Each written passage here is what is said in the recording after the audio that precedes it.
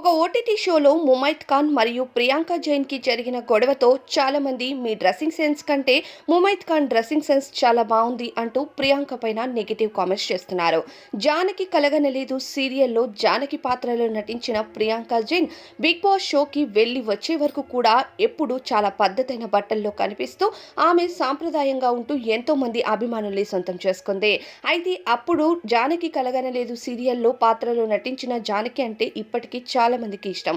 కానీ ఆ అమ్మాయి ఈ అమ్మాయి కాదు అంటూ కామెంట్స్ చేస్తున్నారు నెటిజన్లు. దీనికి కారణం ప్రియాంక జైన్ బిగ్ బాస్ నుంచి తిరిగొచ్చిన తరువాత ఒక్కసారిగా గ్లామర్ డోస్ పెంచడమే.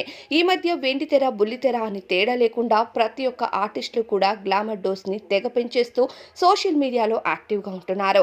అయితే ప్రస్తుతం ఒక ఓటీటీ షోలో పార్టిసిపేట్ చేస్తున్న ప్రియాంక జైన్ ఆమె గ్లామరస్ డోస్‌ని మామూలుగా పెంచలేదు. ఇక ఆ షోలో ఆమె వేసుకొస్తున్న డ్రెస్సుల్ని చూసి నెటిజన్లు తెగ నెగెటివ్ కామెంట్స్ చేస్తున్నారు. బిగ్ బాస్‌కి వెళ్లే వరకు చాలా పద్ధతిగా ఉన్నారు. కానీ బిగ్ బాస్ నుంచి తిరిగి రాగానే ఆఫర్స్ కోసం ఇలా చేయటం బాగోలేదంటూ ప్రియాంక జైన్ పైన మండిపడుతున్నారు.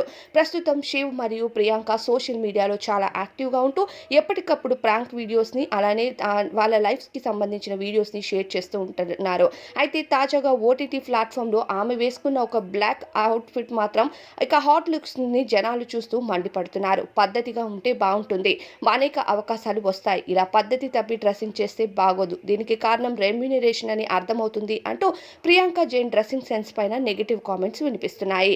దీనితో దెబ్బకి మీ డ్రెస్సింగ్ సెన్స్ కంటే ముమైత్ ఖాన్ డ్రెస్సింగ్ సెన్స్ చాలా బావుంది అంటూ ముమైత్‌తో పోల్చేశారు ప్రియాంక జైన్‌ని. మరి దీనిపై అభిప్రాయం ఏంటో కామెంట్స్‌లో చెప్పండి.